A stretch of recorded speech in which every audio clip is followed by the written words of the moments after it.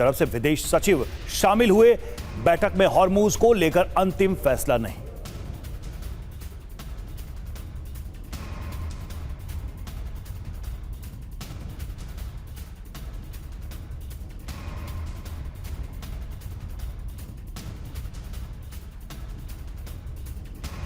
तो आपको बता दें, इस बैठक को लेकर जानकारी सामने आ रही है और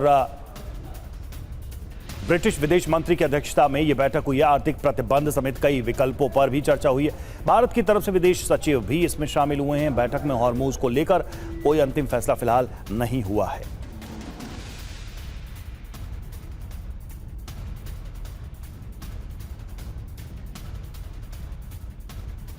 तो हॉर्मूज को लेकर कोई फैसला तो इस बैठक में नहीं हुआ है, लेकिन 40 देशों की यह बड़ी बैठक बुलाई गई और भारत ने भी इसमें हिस्सा लिया है। ब्रिटेन की अध्यक्षता में यह बैठक बुलाई गई 40 देशों की। और देखिए, युद्ध के बीच ईरान और रूस की बात, जी हां, आराक्ची और लावारोव के बीच बातचीत हुई है। हॉर्मूज और उसके आसपास की स्थिति पर दोनों नेताओं के बीच चर्चा हुई है।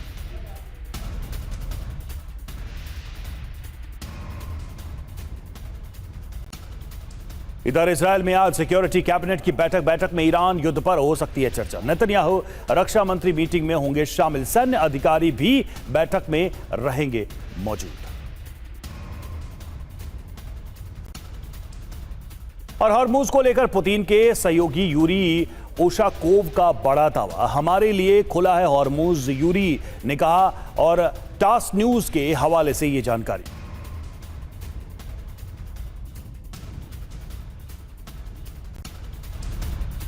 इस बीच दोबारा जंग में शामिल होने के लिए तैयार यूएसएस जेराल्ड फोर्ड।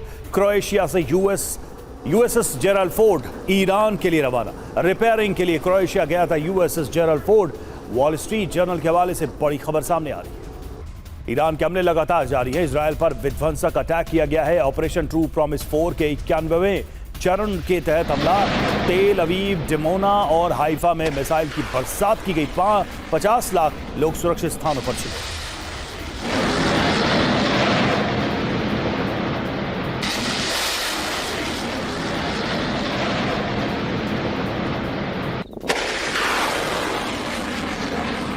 और इधर कराज पर हमले के बाद अमेरिका में पर भड़के ईरानी राष्ट्रपति पेज़ेश्कियान। अधूरे पुल पर हमलों से ईरान नहीं करेगा सरेंडर, पेज़ेश्कियान ने कहा। यह हमला अमेरिका की हार को दिखाता है, फिर बनाएंगे मजबूत इमारतें और पुल, पेज़ेश्कियान ने कहा।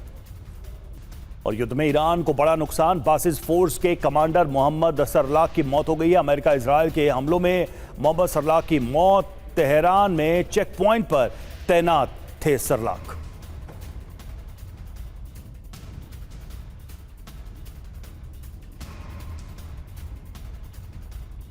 जंग के बीच रूस और ईरान के विदेश मंत्रियों की बातचीत। लावारोव और आराक्ची ने हॉर्मूज संकट पर बातचीत की। रूसी राष्ट्रपति के करीबी उशाकोव का बयान आया है, रूस के लिए खुला है हॉर्मूज स्ट्रेट, उशाकोव ने कहा।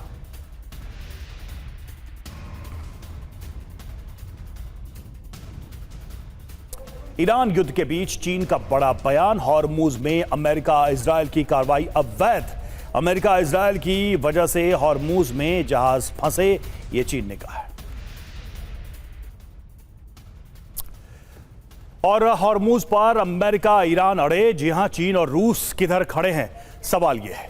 रूस का रुख देखिए। ईरानी विदेश मंत्री से लावारोव ने बातचीत की है और रूस लगातार ईरान के समर्थन में। पुतिन के करीबी उशाकोव का भी बड़ा दावा सामने आया है। उशाकोव ने कहा हॉर्मूज रूस के लिए खुला हुआ है, यानी रूस की आवाजाही इससे संभव है।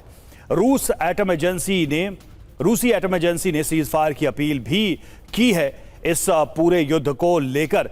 और बुशार प्लांट से रूसी स्टाफ निकालने के लिए सीज फायर की भी अपील रूस की तरफ से की गई है। यूएस और